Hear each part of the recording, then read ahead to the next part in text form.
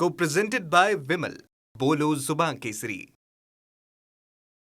बघा, ह्या संदर्भात आता दिशाच्या बैठकीमध्ये पण मी बोलली होती. CSC सेंटर असतील किंवा शेतकरी असतील, कमिशनरशी पण मी बोललेली आहे या संदर्भामध्ये की कारवाई करत असताना त्याची व्यवस्थितपणे चौकशी झाली पाहिजे. विनाकारण कोणत्याही CSC सेंटर चालवणारा व्यक्ती असेल किंवा शेतकरी असेल, अशा लोकांना अडचणीत आणता कामा नाही.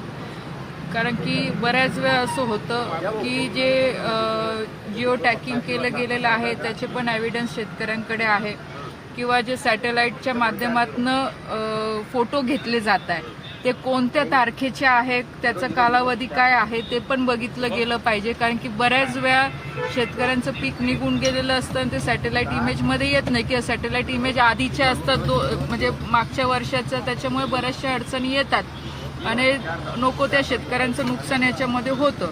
तर ह्या सगळ्या गोष्टींची दक्षता सरकारने म्हणजे प्रशासनाने घेतली पाहिजे. आणि मी पण सरकारसोबत बोलते आहे की शेतकऱ्यांच्यावर गुन्हे दाखल होता कामा नाही, याची काळजी सुद्धा घेणं गरजेचं आहे. कारण की शेतकऱ्याचं ऑलरेडी एवढं नुकसान होत असतं. एक केळी पीक विमाच एक असं माध्यम आहे की ज्या माध्यमातून भरपाई थोडीफार शेतकऱ्यांना मिळत असते. कारण की आजही बघू शकतात की ह्या पावसाळ्याच्या परिस्थितीमुळे, गारपीटमुळे आणि त्याचबरोबर जे युद्ध चालू आहे त्याच्यामुळे पण आज केळीचे भाव 400-500 रुपयावर येऊन गेलेले आहेत. व्यापारी आज केळी घ्यायला तयार नाही, बरंचसं नुकसान शेतकऱ्यांचं होतं आहे. म्हणून सरकारने सुद्धा याच्यावर संवेदनशील होऊन विचार करावा. विनाकारण कोणत्याही शेतकऱ्याचं याच्यात नुकसान होणार नाही याची दक्षता प्रशासनाला पण मी सांगितलं आहे, खासदार म्हणून, मंत्री म्हणून. आणि पुढे बघू आता काय होतं या सगळ्या गोष्टी. सेंटरचा रोल नाही असं म्हणता येणार नाही, कारण की मी सुद्धा बऱ्याच ठिकाणी या चौकशी केलेली आहे. त्याच्यामध्ये योग्य पद्धतीने ती चौकशी होईल. सगळे CSC सेंटरवाले याच्यात गुन्हेगार आहे असं म्हणता येणार नाही, पण जिथे काही गोंधळ झालेला असेल तर त्या CSC सेंटर जबाबदार राहीलच. कारण की विनाकारण जर तुम्ही काही असे एजंट पण असे आहे याच्यामध्ये की जिथे शेती नव्हती त्या याच्यावर पण विमे काढून घेतलेले आहे. आणि ह्या चुकीच्या लोकांमुळे आज एवढं हजारो शेतकऱ्यांचं नुकसान आज त्याच्यामुळे होतंय ना.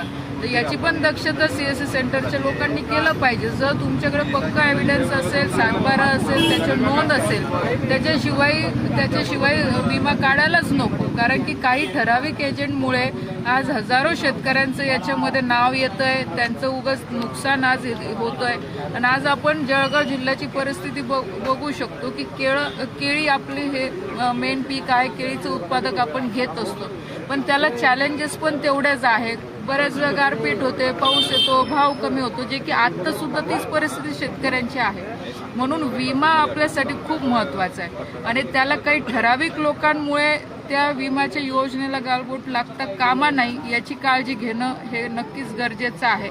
म्हणून जे याच्यामध्ये गुन्हेगार आहे तर सरकार त्याच्यावर कारवाई करायचे आदेश काढलेले आहे, पण नक्कीच याच्यामध्ये शेतकऱ्यांचं कुठे नुकसान होतं कामा नाही, शेतकऱ्यांना गुन्हे दाखल होता कामा नाही.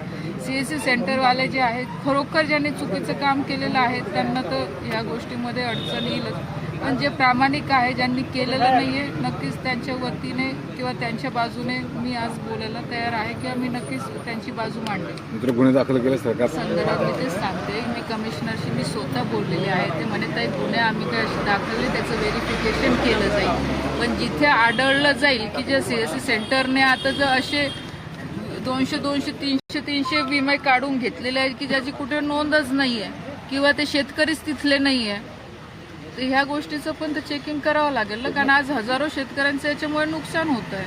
Co-presented by Vimal. बोलो जुबान केसरी.